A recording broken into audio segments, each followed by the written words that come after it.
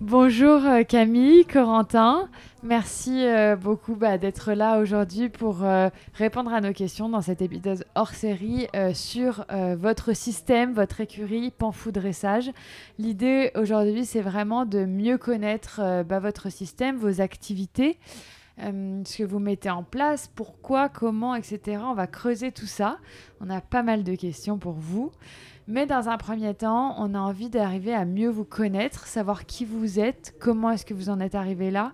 Alors Camille, on en sait peut-être un peu plus sur toi parce qu'on a eu la chance de recevoir ta maman dans le podcast il y a quelques années maintenant, pour nos auditeurs, pour qu'ils puissent aller l'écouter s'ils veulent. Corentin, on a un peu moins d'infos.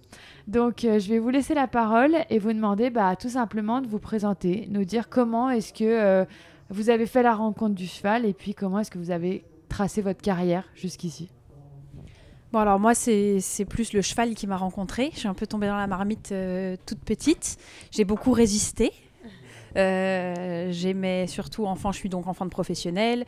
J'ai toujours vécu, notre maison était sur le lieu des écuries, donc j'étais toujours en immersion totale dans le monde équestre. Et malgré tout, c'était pas du tout mon truc. Donc j'allais beaucoup sur les concours. Ma mère est juge 5 étoiles. Elle a été sélectionneur de l'équipe de France 2 fois.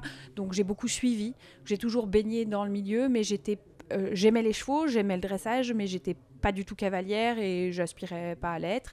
Et c'est un peu au hasard d'une rencontre avec un poney que finalement j'ai cédé. Mes parents n'avaient jamais poussé. On en parlait avant-hier avec un copain qui est qui fait du saut d'obstacle, qui est dans la même configuration que moi et qui disait justement il a toujours été tiraillé par est-ce que comme tu es du milieu tu dois monter ou au contraire t'essayes de faire autre chose et est-ce que les parents poussent ou pas. Moi j'ai vraiment eu de la chance que ça n'a jamais été un sujet. J'ai fait du piano, j'ai fait de la danse, j'ai fait plein d'autres trucs et j'ai rencontré un poney. Ça a été le coup de foudre. Pourtant, c'était un assez odieux petit poney qu'on a encore 33 ans qui vit en liberté chez nous. Et voilà, ça a été le coup de foudre et j'ai commencé à monter à ce moment-là. Et à partir de là, c'était foutu, quoi. C'était une addiction. Donc j'ai fait j'avais 10 ans. Et puis après, j'ai fait tout le circuit poney, junior, jeune cave. Jusqu'en senior. Mais cependant, j'avais pas du tout prévu d'en faire mon métier. J'ai fait Sciences Po, donc rien à voir. J'ai vécu à Paris, à Lille, en Angleterre, et je rentrais le week-end pour monter à cheval. Et par contre, je continuais la compétition. Et c'est un peu la faute de Corentin, je pense. En fait, voilà, moi j'avais prévu de faire autre chose parce que aussi, c'est une conversation qu'on a souvent.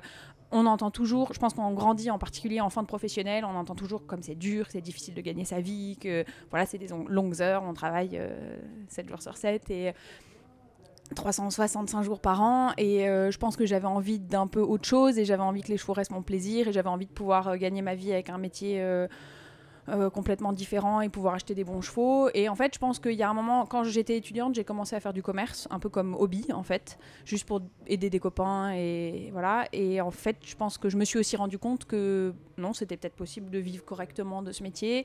Et c'était peut-être possible, mes parents avaient toujours une écurie de propriétaires, et c'était peut-être possible de décliner ça en fait un peu différemment. On a un outil de travail à Panfou quand même assez exceptionnel. Mes parents avaient mis l'endroit en vente, et je me suis dit à un moment, je me suis un peu mis une claque, et je me suis dit, est-ce que tu te rends compte que tous les gamins de ton âge rêveraient d'avoir une écurie comme ça et un outil de travail pareil, et toi en fait t'es en train de le jeter à la poubelle. Et j'ai eu un peu un électrochoc, et c'est au moment où j'ai rencontré Corentin, et je pense que ça a aussi été un déclic, parce que reprendre une boutique comme la nôtre toute seule ou reprendre une boutique comme la nôtre en couple, c'est complètement différent, et je pense que ça m'a donné le petit coup de fouet, le courage de dire on va construire ça ensemble. Et j'ai vécu avant pendant plusieurs années avec quelqu'un qui n'était pas du tout dans le monde équestre, et du coup ça me paraissait impossible déjà c'est pas facile d'être cavalier, d'avoir un conjoint qui fait autre chose, mais alors d'avoir une écurie, c'était pas envisageable. Et du coup voilà, ça a été le petit coup de baguette magique qui a fait que tous les morceaux se sont mis ensemble et finalement c'est devenu une réalité.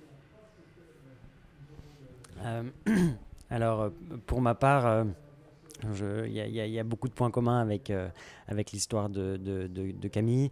Bon, moi, la majeure différence, c'est que je ne viens pas d'un milieu de professionnel. Mes parents n'ont rien à voir avec les chevaux, mis à part un vrai amour des chevaux de la part de mon père et de ma sœur, qui montait en compétition à poney quand elle a 50 plus que moi.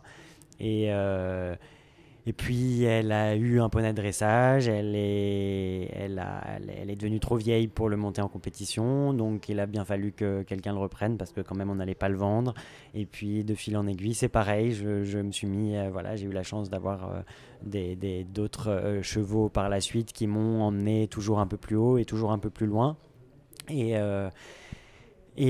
ça n'a jamais été l'option que d'être professionnel, jamais, pour être tout à fait honnête, même pas une envie.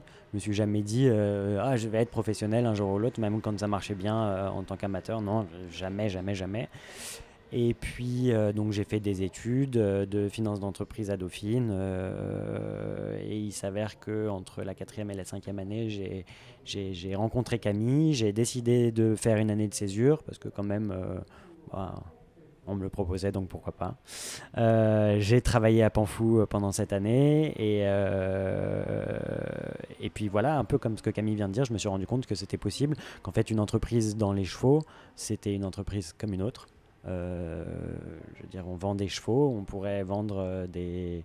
Alors c'est un peu politiquement incorrect, mais on pourrait vendre des chaussures ou des pizzas, que le fonctionnement intrinsèque de l'entreprise resterait le même et que c'était possible en réfléchissant, en ayant vraiment des idées peut-être qui sortaient de l'ordinaire, de casser un peu les codes de ce qui se faisait depuis des années en France. Peut-être que c'était possible, pourquoi pas. Et en fait, de ça, on s'est lancé là-dedans, tous les deux, et puis, on en est là où on en est aujourd'hui. Donc c'est... Ouais, beaucoup de chance, je pense, dans nos parcours, des rencontres, et puis voilà. Et du coup, là où vous en êtes aujourd'hui, c'est à la tête de Panfou Dressage, qui est devenue une structure à la fois de sport et de commerce. On va en reparler de ces deux volets-là. Est-ce que vous pouvez nous raconter un petit peu quand vous avez décidé de reprendre les rênes de Panfou? Donc Panfou était à vendre finalement, le domaine. Vous décidez de le garder. Vous faites le constat que finalement, il est possible de vivre, de faire du commerce, de vivre de ce sport et de le faire bien, de le faire avec toutes les clés qu'on apprend quand on est à l'école, quand on apprend la gestion, le marketing. Finalement, c'est juste appliquer tout ce que vous aviez vu et découvert pendant vos études en partie à ce milieu. Qu'est-ce que vous avez nourri comme ambition dès le départ? Comment vous avez projeté l'aventure Panfou Dressage ensemble? Alors, je pense que ce qui est entre ce qu'on aimerait faire et ce qu'il est nécessaire de faire dans un premier temps, c'est deux choses bien différentes. Donc on a commencé avec un schéma assez classique, avec des propriétaires, avec voilà, des chevaux de sport pour nous, mais pas un grand nombre. Et puis l'objectif, ça a été de solidifier ce qui existait déjà, d'investir aussi bien dans des chevaux, d'investir dans la structure, de peaufiner notre stratégie et surtout, in fine, l'objectif c'était de développer le commerce et ça, je vais laisser Camille en parler de ça, mais ça a été vraiment un positionnement stratégique et trouver sa niche qu'elle a bien trouvé aujourd'hui. Ouais, je pense que ce qu'il faut rappeler, c'est que Panfou Dressage, ça existait sous un autre nom, mais c'est une écurie qui existait. Mes parents ont acheté depuis 1978. Eux, ils étaient déjà installés dans une autre écurie à Étampes avant.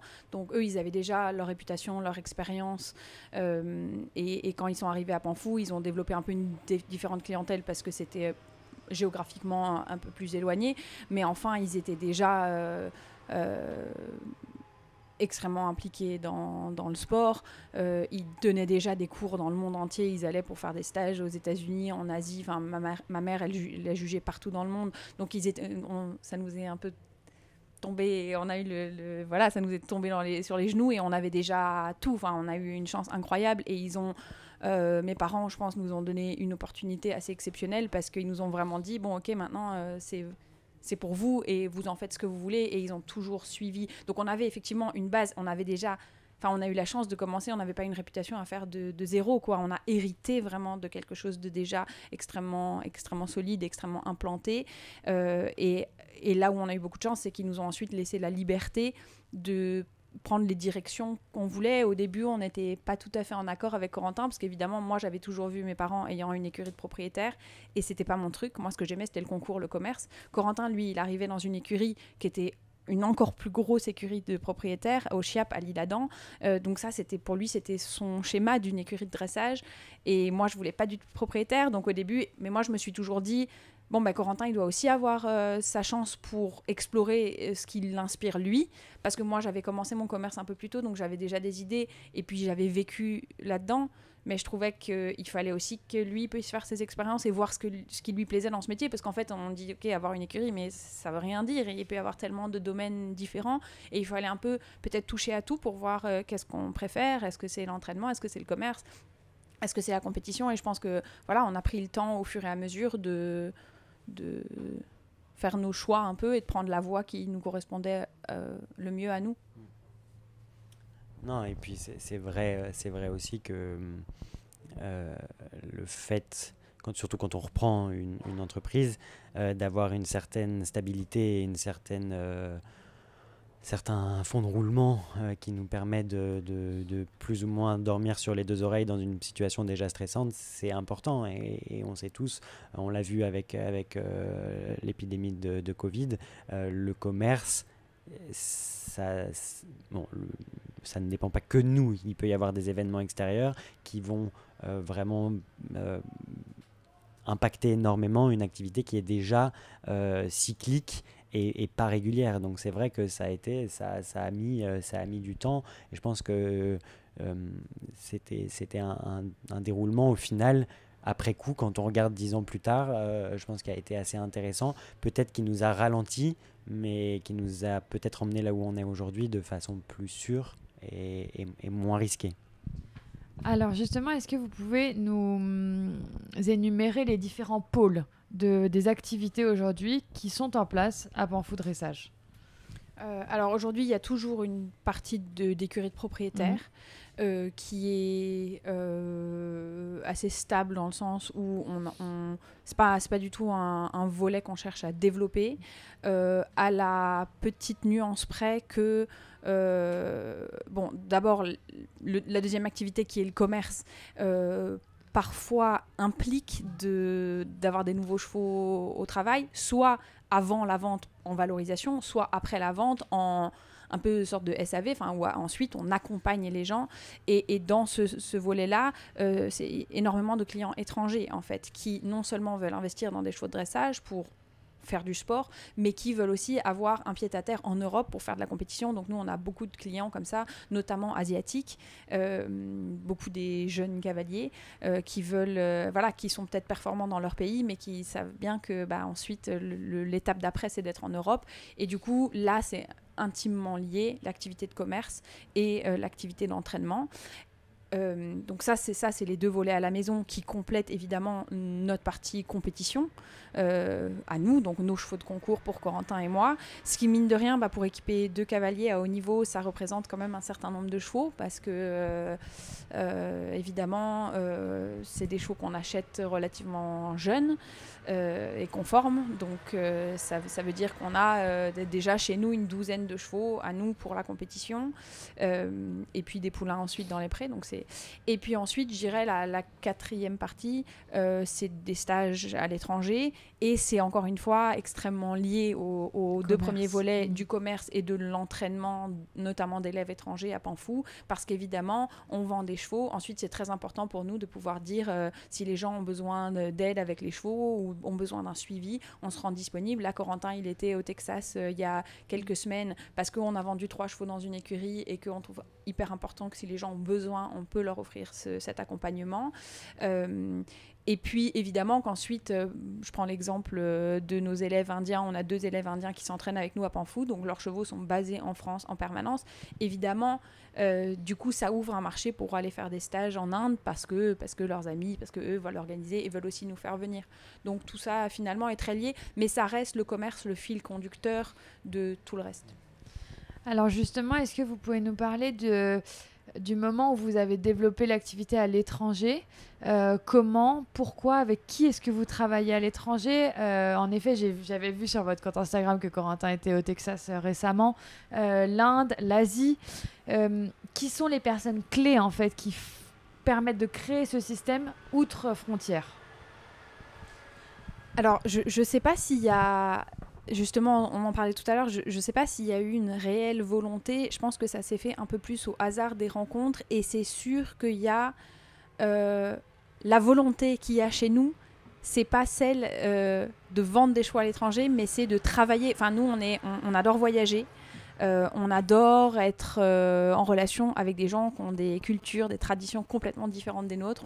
On adore le fait que via le vecteur cheval, ça a enrichi notre vie et je pense en tant que personne énormément, quoi. On a appris, pour moi, et c'est là où c'est un peu compliqué, c'est que évidemment je suis hyper contente d'avoir des élèves en France, Corentin aussi, on est très contente de vendre des chevaux ici, mais c'est vrai qu'il y a cette petite dimension en plus de dire que tu voyages, que tu vas dans des pays où on n'aurait peut-être jamais été. On a vécu des trucs, on a entraîné pendant 4 ans la fille du roi de Thaïlande, la princesse de Thaïlande, des trucs qu'on n'aurait jamais fait, on n'aurait jamais rencontré cette personne si c'était pas par les chevaux et par le dressage, et c'est vrai que c'est des expériences assez uniques.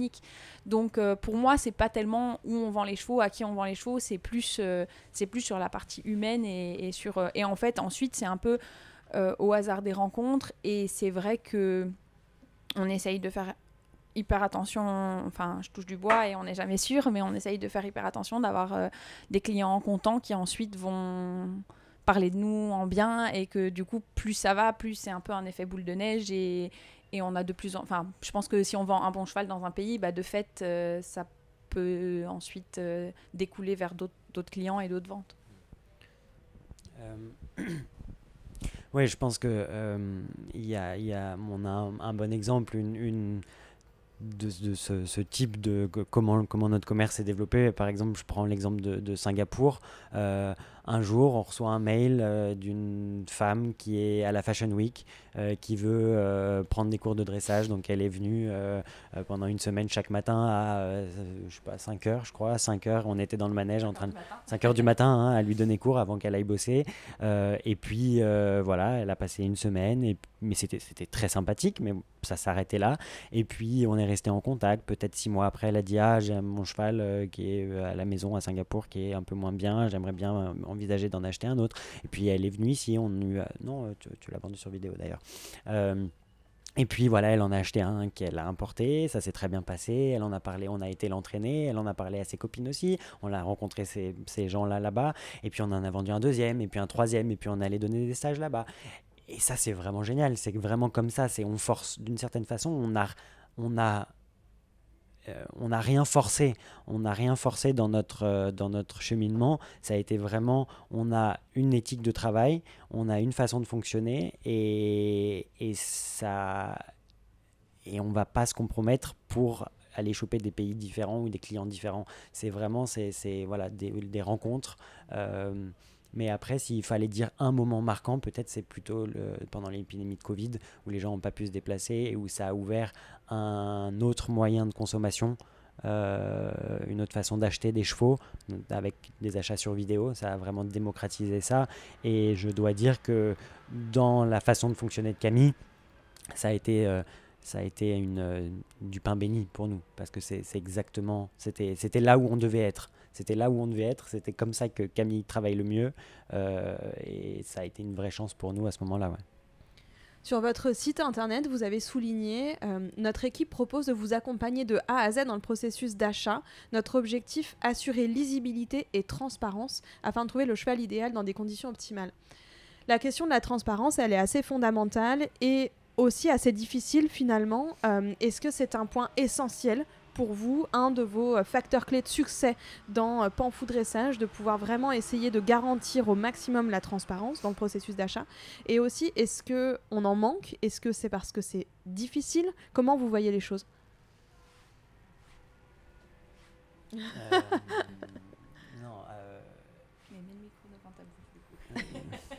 Je pense que moi, du coup, je suis arrivé là-dedans comme un outsider, et, enfin pas comme un outsider, mais comme un étranger complet au fonctionnement du commerce, de tout ça, quand je suis arrivé. Et je dois dire que j'ai rarement vu quelqu'un comme Camille et qui fait preuve d'une telle honnêteté envers ses clients, aussi bien acheteurs que vendeurs. Et je pense que c'est ce qui a fait aussi la différence aujourd'hui dans là où on en est, c'est que c'est facile aujourd'hui avec les réseaux sociaux, c'est hyper facile de vendre des chevaux. N'importe qui peut vendre un cheval. Vous mettez sur Instagram, vous tapez dans hashtag, je sais pas, je suis nul moi dans ce genre de truc, mais hashtag cheval de dressage à vendre. C'est bien. C'est déjà pas mal. Voilà, vous avez de la chance, vous avez un cheval qui est pas trop mal, vous le vendez et basta, vous en entendez plus jamais parler. C'est facile de faire du one shot, c'est beaucoup plus dur de rester. Et aujourd'hui, nous on a 30 ans et 34 ans, on veut rester sur du long terme. Et je pense que la transparence, l'honnêteté et des clients heureux qui vont vous recommander à d'autres, c'est indispensable. Surtout que tout se sait aujourd'hui, tout se sait. Je veux dire, vous faites un coup mauvais. Alors ça peut arriver de se tromper, hein, je veux dire, personne n'est parfait, mais vous faites un mauvais coup, ça va se savoir, et vous pouvez le faire peut-être une deuxième fois, une troisième fois, mais après vous êtes grillé absolument partout. Donc la transparence est une nécessité de notre point de vue pour vivre, pour survivre et pour continuer à exister, mais c'est selon moi une nécessité absolue pour les acheteurs et pour les vendeurs. Il faut le plus possible de transparence pour que la filière puisse continuer à vivre et à se développer. Pour moi, il y a deux aspects, en tout cas moi j'entends, vous me dites si vous pensez à d'autres choses, mais pour moi il y a deux aspects dans la transparence. Le premier truc auquel on pense, et je pense qui est le plus gros problème dans notre sport, c'est la transparence sur les commissions. Ça c'est un premier sujet. Moi je pense qu'il y a... J'imagine qu'il y a beaucoup d'excès. Je pense aussi un peu à l'autre aspect. On parle tout le temps des chevaux qui ont été vendus avec 200% de commission, et ça, c'est quelque chose de vrai. Pour moi, c'est un vrai problème. Mais cependant, je pense que ça se sait, et que les gens qui rentrent dans ce système-là, c'est aussi que soit ils veulent pas voir, soit ils l'acceptent. Je veux dire, on sait aussi dans quel genre d'endroit est-ce qu'on paye des chevaux 4 fois plus cher que ce que touche effectivement le vendeur. Je pense qu'il y a une certaine transparence sur le manque de transparence. Je pense que à l'opposé, moi il m'arrive super souvent d'avoir des professionnels, notamment en France, qui viennent avec un client pour acheter un cheval, donc ils font tout le boulot de trouver le cheval, de venir pour les essais, de prendre la responsabilité d'être celui qui va entraîner, qui va devoir faire que ce couple marche après, qui dit « Ah non, moi je prends rien ». Parce que juste de gagner une pension de travail tous les mois, en fait, c'est tellement important pour eux. Et ça, je trouve ça pas bien non plus. C'est normal qu'un professionnel qui s'engage et qui prend une responsabilité en recommandant un cheval, en se déplaçant, en allant l'essayer, c'est aussi normal qu'il soit récompensé pour son travail. C'est son métier, c'est comme ça qu'il gagne sa vie. Et je pense, j'ai la conviction ou l'espoir que dans certains cas, il y a deux cours vraiment différentes, et je ne fais pas l'amalgame entre les deux, mais dans certains cas, il faut aussi assumer que c'est un métier, qu'on doit pouvoir gagner notre vie de ce métier. Il y a aussi beaucoup de professionnels, il y a des gens qui font un argent hallucinant, et il y a des gens qui peuvent pas boucler les fins de mois dans ce métier, et ça c'est pas non plus normal. Donc je pense qu'il faut assumer que une commission de 10% c'est un truc standard, et que c'est normal, et qu'il faut pas, voilà, et c'est le principe d'un pourcentage, c'est que c'est un cheval vendu 5 millions ou 5 000, et bah voilà. Ça, c'est pour moi la première chose. La deuxième chose, dans la transparence, j'entends aussi la transparence sur le cheval, sur les qualités du cheval, sur les caractéristiques du cheval. Et là, je pense que au-delà d'un manque de transparence, moi, je mets un peu de transparence, c'est un peu à la limite de honnêteté ou malhonnêteté, quoi. Pour moi, aujourd'hui, quand je vois ce que font certains de mes collègues, je veux dire, aujourd'hui, tu reçois une vidéo de quelqu'un qui t'a envoyé une vidéo, qui t'a envoyé une vidéo, qui t'a envoyé une vidéo de quelqu'un qui n'a jamais vu le cheval. Ça, pour moi, c'est pas possible. D'abord, comme marchand, je trouve ça totalement inintéressant. Enfin, moi, je veux dire, envoyer une vidéo sur WhatsApp, franchement, moi, j'y trouve pas mon compte. Moi, ça ne m'épanouit pas en tant que professionnel. Moi, ce qui m'épanouit, c'est d'avoir quelqu'un qui m'appelle aujourd'hui et qui me dit, voilà mon profil, voilà ce que je fais, voilà mon historique comme cavalier, voilà où je veux aller, voilà comment je vis. J'ai les chevaux à la maison, j'ai les chevaux chez un professionnel, il n'y a que moi qui monte ou il y a quelqu'un d'autre. Ou bien ma petite fille de 8 ans, je veux qu'elle puisse s'asseoir sur le cheval. Et là, de me dire, ok, là, de commencer mon cheminement et de me dire, ah tiens, tel cheval qu'on a essayé, nous, 100% des chevaux qu'on propose dans notre catalogue, on les a essayés. Si ce n'est pas le cas, parce qu'un client me fait une requête spécifique, il veut absolument acheter avec moi et je n'ai pas le cheval qu'il cherche, je vais lui dire, tiens, on m'a parlé de ce cheval ou j'ai vu ce cheval en concours, mais je ne le connais pas. Et voilà. Et s'ils veulent aller plus loin, je vais généralement leur dire, s'ils ne vont pas essayer, parce que nous, c'est ça, en fait, c'est ça qui nous a poussé aussi à plus de transparence, c'est que nous, on vend, je pense peut-être 70% des chevaux qu'on vend, c'est sur vidéo. C'est parfois pour des montants, je veux dire, c'est de l'argent, c'est toujours de l'argent. Quelqu'un qui met 30 000 € dans un cheval, pour lui, c'est beaucoup d'argent. Quelqu'un qui met 300 000 €, enfin voilà, ça veut rien dire. Mais il y a des sommes qui, comme ça, pour le grand public, semblent hallucinantes pour un cheval. C'est des chevaux qu'on a essayés. Et là, on a eu récemment une cliente, on avait essayé le cheval, mais le cheval était du côté de Bordeaux. Donc, il était venu, on a fait une vidéo, le cheval est reparti. J'ai une cliente des États-Unis qui nous avait déjà acheté un cheval, qui m'appelle et qui me dit « Camille, je suis hyper intéressée par ce cheval, mais j'ai un gros problème, j'ai peur de l'avion. Je ne peux pas voyager. » Le premier cheval, elle l'avait acheté sur vidéo, mais pour un prix beaucoup plus modeste, genre 10 fois moins cher. J'ai appelé le vendeur et j'ai dit « Écoute, j'ai une cliente, elle est intéressée par le cheval, mais moi, le cheval, je l'ai essayé une fois. J'envoie pas un cheval pour des centaines de milliers d'euros à l'autre bout du monde que j'ai essayé une fois. Est-ce que tu peux me l'amener pendant une semaine ? Je veux vivre avec le cheval, je veux le mettre au paddock, je veux l'emmener en balade, je veux le monter en filet, je veux le monter en bride, je veux que toute mon équipe monte dessus, je veux mettre ma mère qui a un certain âge dessus. Et donc, je pense que c'est ça aussi. Et je pense qu'en fait, la transparence, je pense que certainement, il y a des cas un peu de malveillants, quoi. Il y a certainement des gens qui cachent des choses. Mais il y a aussi le fait que, honnêtement, un cheval que tu n'as pas vu, tu as vu une vidéo, c'est pas parce que tu regardes ses résultats sur FFE Compète que tu as la moindre idée de comment ce cheval réagit dans tous les contextes. Parce qu'avoir un cheval, c'est pas juste monter dessus, quoi, c'est vivre avec aussi. Et je pense que ça, c'est aussi ce système sur vidéo qui nous a poussé parce que c'est une responsabilité énorme. Vendre un cheval, tu fonctionnes, on en parlera sûrement tout à l'heure, mais aux ventes aux enchères où tu vas, t'en essayes 15, où tu vas en Allemagne ou en Hollande, tu passes 3 jours, t'essayes 50 chevaux, t'es là, c'est ta responsabilité en tant que client. À la limite, le marchand, ouais, ok, il a la responsabilité de pas trop se foirer sur les chevaux qu'il présente, mais il a aucune responsabilité en fait. Moi, quand j'envoie un cheval à l'autre bout du monde, Corentin, il a une responsabilité énorme parce que c'est lui qui essaye les chevaux, donc c'est lui qui doit être capable de dire il est comme ça, comme ça, comme ça, et moi j'ai une responsabilité énorme de cerner le caractère de la personne. C'est pas seulement son niveau à cheval, c'est sa personnalité. Et notre responsabilité, elle est énorme en fait. Tout est sur nous parce que les gens, ils sont pas assis sur le cheval, ils l'ont pas rencontré. Je suis bien placée pour te dire que je suis totalement d'accord avec ce que tu viens de dire. Non, mais c'est vrai que il y a aussi cet aspect-là dans la transparence qui est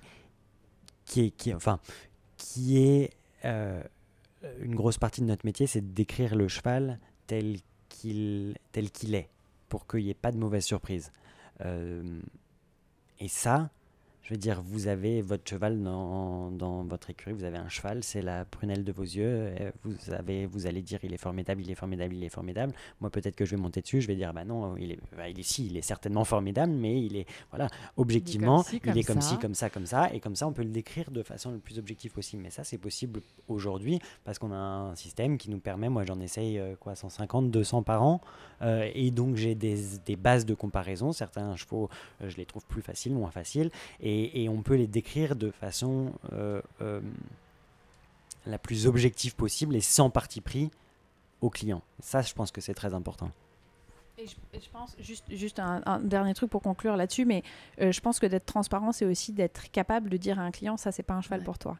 Et on a eu, il y a une semaine, on a une cliente américaine qui est venue avec son entraîneur essayer des chevaux à la maison. On lui avait fait une sélection, tous les chevaux sont pas basés chez nous, hein, on a très peu de chevaux à vendre chez nous, mais on avait ramené 8 chevaux pour lui présenter sur 3 jours à Panfou. Elle a essayé et elle a eu un favori qui était certainement le meilleur, hein, c'était un cheval de Grand Prix avec un top cheval, mais la femme, elle avait un niveau, enfin la jeune fille, elle avait un niveau bien, mais pas un super gros niveau, et elle aimait ce cheval, et moi j'ai dit, et devant les vendeurs, hein, et j'ai dit, c'est un super bon cheval, c'est probablement le meilleur de ce que vous avez essayé ce week-end, mais moi je suis pas sûre que ce soit pour vous, et au final, et j'ai plutôt dit, moi si vous me demandez mon avis, je prendrai pas celui-là. Maintenant, si vous voulez, vous l'avez essayé, vous êtes là avec votre entraîneur, si vous voulez l'acheter, je vous le vendrai. Mais c'est le premier truc qu'ils nous ont dit, c'est ah ben on a été souvent faire des tournées en Hollande pour essayer des chevaux, ils nous disaient toujours que les 10 chevaux, ils étaient parfaits pour nous. Et c'est impossible, c'est pas vrai. Et il faut déjà tellement de chance que le cheval, il va changer d'écurie, il va changer de façon d'être travaillé, il va changer peut-être de climat. Tu as déjà tellement de chances que ça soit pas le même cheval à l'arrivée qu'au départ, après son mois de quarantaine où il a rien foutu et tout, que si déjà t'y crois pas à la base. Donc pour moi, et c'est là où on en revient un peu aussi à la santé économique de notre milieu, c'est que je pense que si t'as de quoi bouffer dans ton assiette à la fin du mois, c'est ok de dire à quelqu'un non, on n'achète pas de cheval, et c'est ok de dire cette commission de 10 000 balles, je la ferai pas. Et je pense que moi je blâme un tout petit peu, voilà, là-dessus je pense que tout est lié, et que c'est important que les gens puissent vivre correctement de ce métier, parce que mine de rien, quand tu es dans une situation financière plus confortable, et bah tu te sens moins obligé d'aller dans des trucs un peu limites, quoi, et tu te sens plus libre de dire non, ça c'est pas une bonne idée. Et donc, en tant qu'expert, qu'est-ce que c'est qu'un bon cheval de dressage en 2024 ? Quel que soit le niveau, alors vous faites du haut niveau, vous avez l'habitude de voir des chevaux de Grand Prix, mais vous n'avez pas que des clients de niveau Grand Prix, j'imagine. Donc, qu'est-ce que c'est en fait ? Quelle qualité est-ce que doit avoir un bon cheval pour performer à son niveau de compétition ? Alors, je pense que pour vous répondre, je vais vous raconter une petite anecdote qui, chez nous, c'est tout le temps un sujet.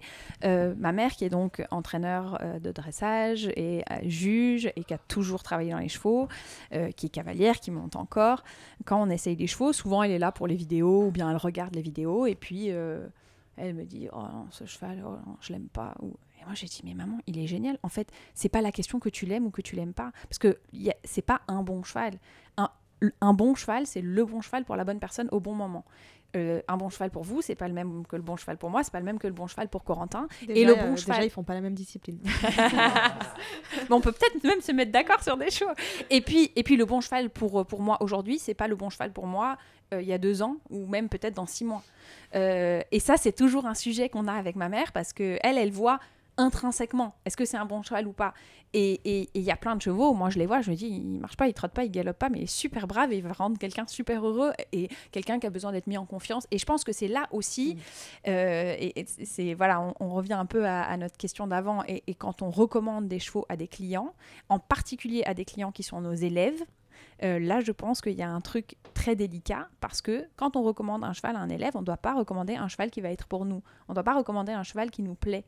Et ça, je pense que souvent, c'est tentant, parce que tu te dis, ah, c'est moi qui vais travailler le cheval tous les jours, peut-être même de temps en temps, elle me laissera faire un concours avec, tiens, je crois qu'il a le potentiel pour le Grand Prix.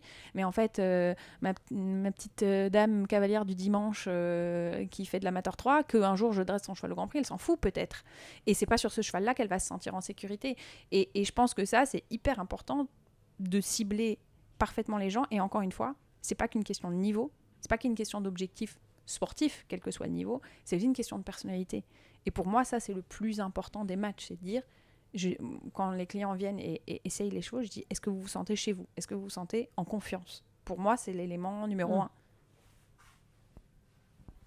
Et alors moi, pour la partie montée,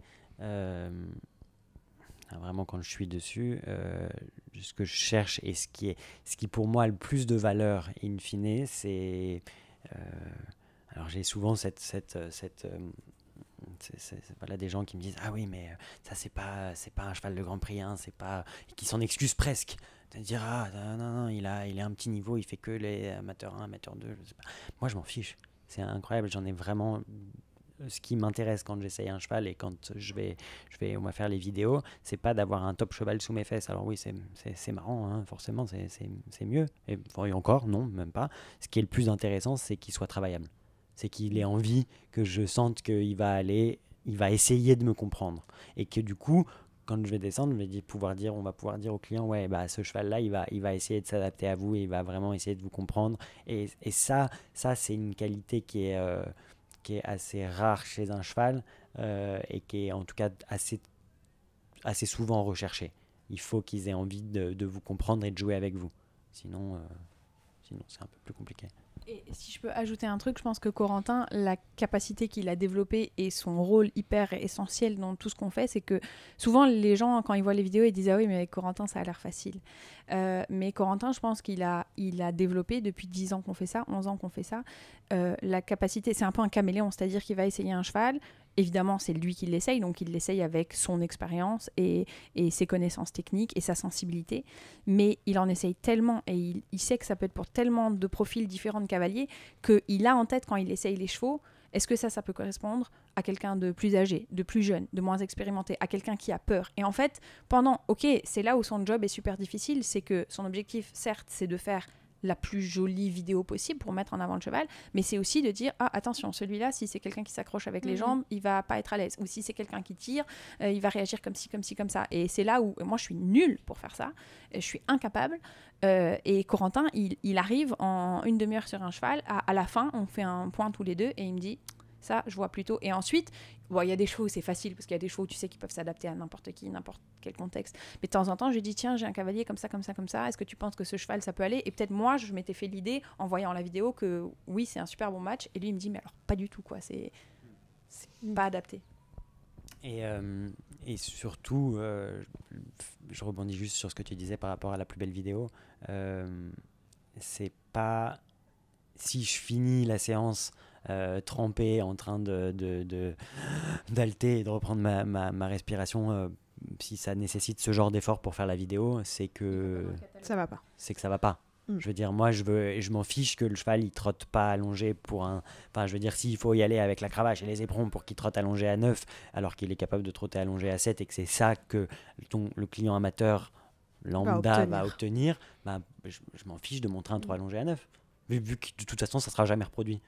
Donc ça, c'est très important. Ouais, c'est très important. C'est dans ces essais, c'est pas du tout de chercher c'est d'être de fabriquer quelque chose, c'est d'être le plus honnête. Le plus honnête et le plus... Voilà, le cheval est comme ça. Si on poursuit un petit peu le process de l'achat, on a parlé donc de sourcer les chevaux, de les essayer, de trouver le match, d'être transparent, mais il y a aussi l'après. Après, ça peut aller super bien, ça c'est les meilleurs des cas et c'est la belle histoire. Et puis après, parfois, c'est aussi peut-être plus compliqué parce que le cheval s'est pas adapté comme on l'avait voulu, parce que parfois on projette aussi des situations qui ne se déroulent pas comme on le voulait. On sait que chez les chevaux, c'est monnaie courante. Comment est-ce que ça se passe? On a spoté sur votre site donc la partie blog avec des conseils techniques, avec quelques explications, etc., un peu plus équitation.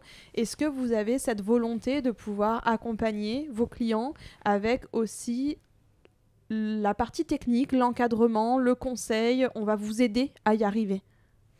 Alors pour moi, c'est là où on a de la chance de vivre à notre époque. C'est qu'aujourd'hui, moi, j'ai des chevaux qui arrivent à l'autre bout du monde que les gens n'ont pas essayé avant d'acheter.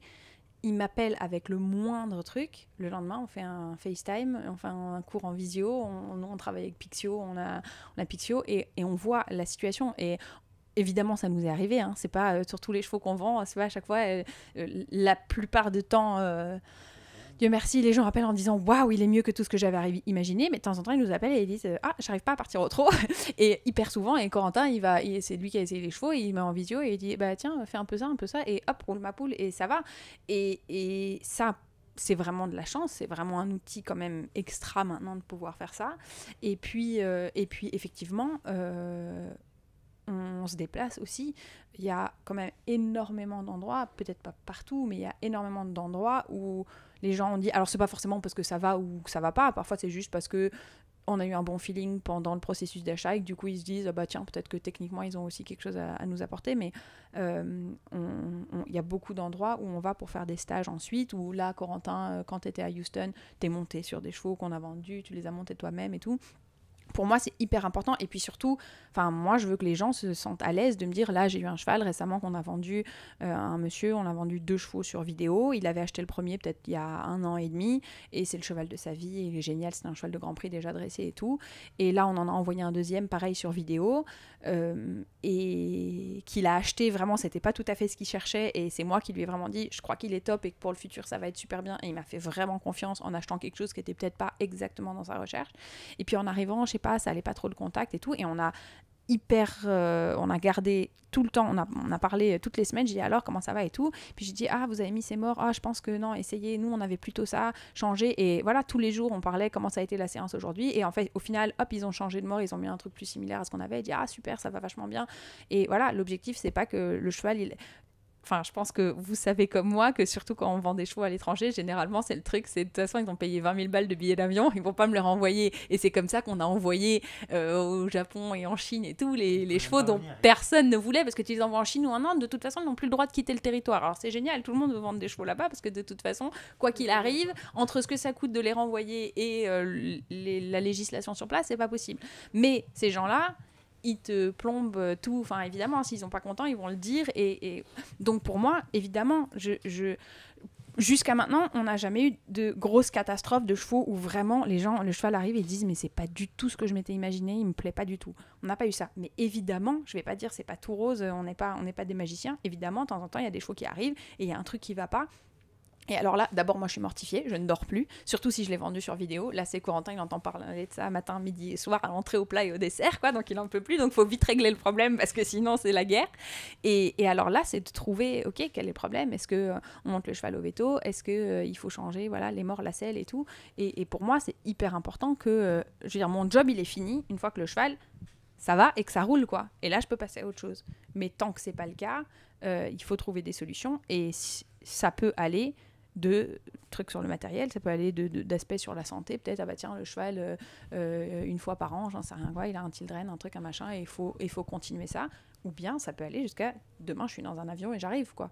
Et pour moi ça c'est le job fait jusqu'au bout. Et après au-delà de ça, oui, effectivement, l'aspect blog, article, c'est aussi alors on n'a pas autant de temps. On n'a plus autant de temps que pendant le Covid. Voilà, et, entre autres, et qu'avant, on aimerait bien encore développer ça, parce que c'est surtout Camille qui écrivait, moi je suis absolument nul. Je passais. Et Isabelle avec les conseils de juge et les vidéos.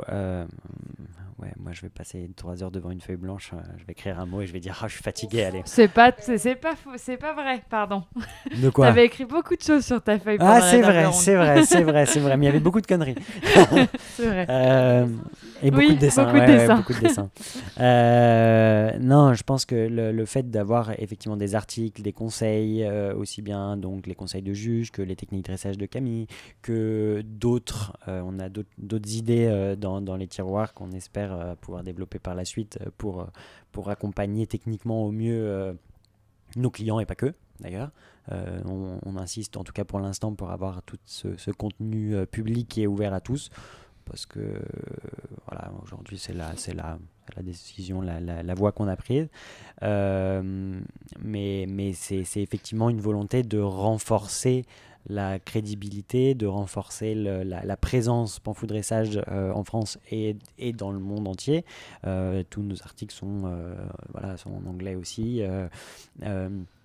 Mais je veux encore que ça aille plus loin. Je pense qu'on peut toujours faire plus, toujours avoir des idées innovantes, et ça va être l'objectif des prochaines années. On est en train de bosser sur... parce que voilà, nous, on n'en a pas trop parlé avant, mais on essaye au maximum, quasiment uniquement, de vendre des chevaux français, des chevaux qui sont en France, et de faire... pour l'achat est très souvent à l'étranger, mais la vente est française, et notamment on a dans les tuyaux l'envie de faire une sorte de pôle de commercialisation où les gens pourraient en une journée amener leur cheval à Panfou pour qu'il soit essayé dans X conditions différentes, qui puisse être checké par un veto, qui puisse être, photographié, tout un package global, et ça sera je pense dans les quelques années à venir, où je pense que c'est le genre d'idée qu'on veut avoir. On veut toujours aller plus loin, on veut toujours essayer de développer ce qu'on sait faire, notre expertise, et le service qu'on peut offrir à nos clients, aussi bien acheteurs que vendeurs. Pour la petite anecdote, moi je me rappelle vraiment de vos lives et tout pendant le Covid. Ouais. le cours de sport. C'était incroyable. Et c'est à ce moment-là, moi, que c'est j'ai génial. découvert Panfou, vous deux et Isabelle. C'était trop drôle. Et donc, ça me fait penser à ça, à les articles de blog, parce que quand je suis allée sur le site, j'ai vu l'un des articles qui est les étirements. Et donc, j'ai repensé au live. Bref. Une autre question qui est celle, et tu l'as évoqué tout à l'heure, Corentin, des ventes aux enchères. Nous, dans la discipline du saut d'obstacle, il y a énormément de ventes aux enchères physiques et en ligne. L'année dernière, ça a complètement explosé. Nous, on a eu la chance de recevoir Benjamin Gelfi, qui est président des Fence, et aussi Nicolas Tailleul, qui a créé Extra Horses. On a beaucoup parlé évidemment de ce sujet-là. Est-ce que c'est un phénomène qui existe dans le dressage ? Comment est-ce que ça vient en concurrence ou en support de votre commerce ? Est-ce que vous vous servez de ça ? Voilà, quel est votre avis un peu global sur ce phénomène des ventes aux enchères ? Je dirais ni l'un ni l'autre. Je vais laisser Camille répondre, mais c'est pas un concurrent parce que c'est pas la même clientèle. Les gens attendent pas la même chose de nous que ce qu'ils attendent d'une vente aux enchères. Et en termes de support, on n'a jamais acheté. Nous, on n'a jamais acheté aux ventes. Donc, je vais laisser Camille répondre un peu plus en détail. Mais... Il lui passe la patate chaude là. Je sais pas, je suis pas suffisamment familière avec ce qui se fait en saut d'obstacle. En tout cas, en dressage, c'est beaucoup essentiellement des ventes de jeunes chevaux. Il y a quelques ventes de chevaux plus âgés et plus avancés dans le travail, mais franchement, c'est marginal. Donc, c'est beaucoup des 3-4 ans, des foals, dans le processus de sélection des étalons, toutes ces ventes-là. Donc, je dirais que c'est quelque chose de complètement différent. Évidemment, comme dit Corentin, c'est une clientèle parfaitement différente. En fait, nous, on est sur un positionnement relativement... J'aurais pas la prétention de dire unique, mais quand même assez rare, en tout cas dans la volonté qu'on a de se dire, nous, notre objectif, on a un client qui nous appelle, qui nous donne les critères. Nous, notre objectif, en gros, ultime, si ça marchait parfaitement à tous les coups, c'est de présenter un cheval et que ça soit le bon. Les gens qui viennent chez nous, ils font appel à notre expertise pour réduire au maximum le nombre de propositions qu'on fait. Les gens qui viennent chez nous, ils veulent pas... S'ils voulaient essayer 15 chevaux sur 2 jours, ils iraient en Hollande ou ils iraient en Allemagne. Rien que sur le plan géographique, notre pays ne le permet pas. Moi, quand j'ai commencé, c'était même, je me souviens très bien, j'avais pas encore mon permis de conduire et c'est mon père qui me conduisait à droite à gauche pour aller essayer des choses. C'était infect. Tu peux pas faire ça parce que ça prend trop de temps. Les gens, ils arrivent à Paris, tu leur dis maintenant on va essayer un cheval à Lyon, un cheval à Bordeaux, un cheval à Nantes. Ce n'est pas possible. On peut pas faire ce que font les Hollandais. Donc il fallait imaginer, rien que sur le plan géographique, il fallait imaginer quelque chose de différent. C'est pareil, les gens qui vont aux ventes aux enchères, alors déjà c'est un peu différent parce que c'est les plus jeunes chevaux et nous on vend pas tellement de jeunes, c'est pas qu'on veut pas, c'est juste que le hasard des choses fait qu'on vend pas tellement de jeunes chevaux, mais les gens qui vont en vente, c'est qu'ils veulent aller aux ventes et qu'ils veulent essayer 10-15 chevaux en une journée. Les gens qui vont en Hollande ou en Allemagne, c'est qu'ils veulent faire une tournée et conduire. Les gens qui viennent chez nous, ils veulent venir à un endroit, essayer le moins de chevaux possible qui leur correspond le mieux. Et je pense que c'est aussi ce qui fait notre force, c'est qu'on s'est positionné complètement différemment. Et alors évidemment, les gens qui achètent sur vidéo, c'est ça poussé à l'extrême parce qu'ils veulent même pas se déplacer, ils veulent acheter un cheval, c'est le cheval parfait, il correspond à tous leurs critères et ils veulent pas, entre guillemets, perdre du temps, quoi. C'est pas la même démarche du tout. Et puis le profil psychologique des gens est aussi très différent.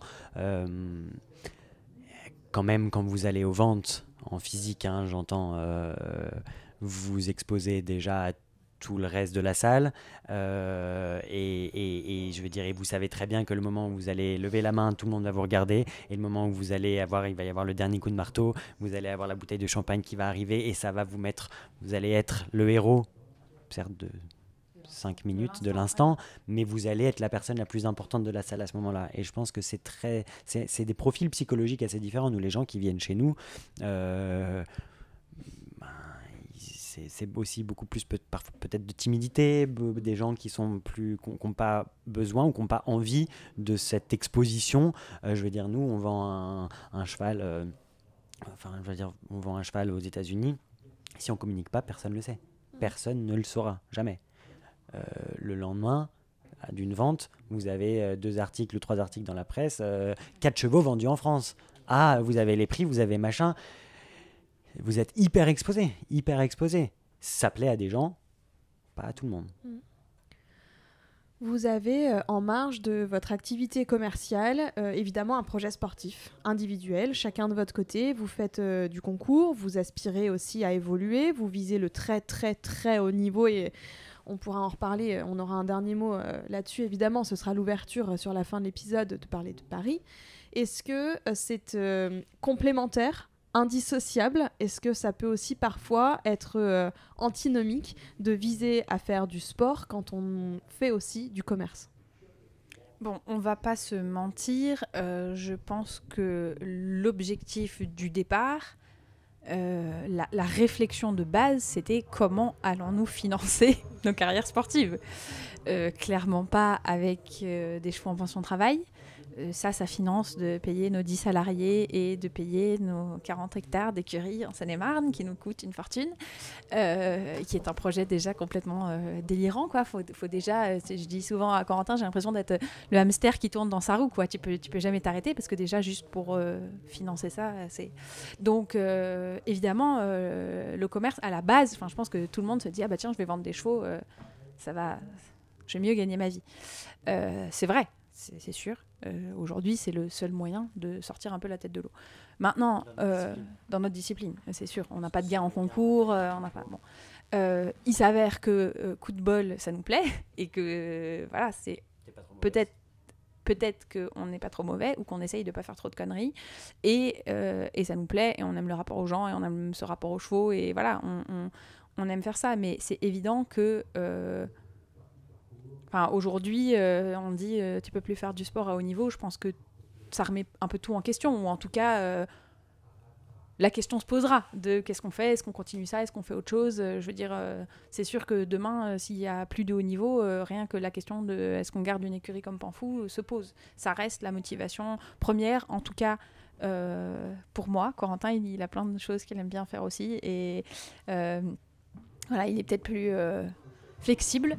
Mais moi, c'est sûr que c'est la motivation première. Maintenant, moi, je pense que c'est lié parce que je pense que le sport, les performances qu'on peut avoir en compétition, quelque part, ça donne une certaine crédibilité, ou ça donne en tout cas une exposition. Et oui, je pense que c'est peut-être plus rassurant. Je sais pas, je suis pas la bonne personne pour répondre à cette question, mais je pense que c'est peut-être plus rassurant d'acheter des chevaux à des gens qui, de fait, par la partie sportive, ont un peu pignon sur rue et voilà, où on les connaît, on peut se renseigner sur eux. Nous, je veux dire, si il y a des gens qui veulent dire du mal de nous, ça circule vite. Je veux dire, c'est le fait d'être exposé. Je pense que ça met un peu toutes les cartes sur la table et c'est sûrement rassurant pour des clients. Rien à ajouter, chef.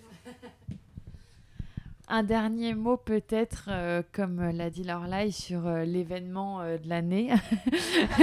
on est actuellement à Fontainebleau au Printemps des sports équestres et c'est ici une sorte de répétition générale en vue des Jeux Olympiques de Paris qui se tiendront dans moins de 100 jours. Le dressage est évidemment à l'honneur avec un CDI 5 étoiles. Qu'est-ce qu'il t'attend, Corentin? Qu'est-ce qui vous attend en vue des Jeux Olympiques de Paris dans les semaines à venir? Quelles sont les ambitions? Quels sont les projets? Et puis, quel va être aussi le post-Jeux Olympiques de Paris? On est à un peu moins de 100 jours maintenant des Jeux, de la cérémonie d'ouverture. Ce qui en même temps est très court et très long. Je pense que surtout dans notre sport où la décision finale, les sélections seront rendues vraiment au dernier moment, 3 semaines, même pas avant l'arrivée des chevaux sur site. Donc je pense qu'il faut réussir, en tout cas c'est comme ça qu'on aborde les choses, réussir à rester très calme, continuer à faire ce qu'on a à faire, sortir en concours, s'amuser avec les chevaux et on verra bien ce que ça donne.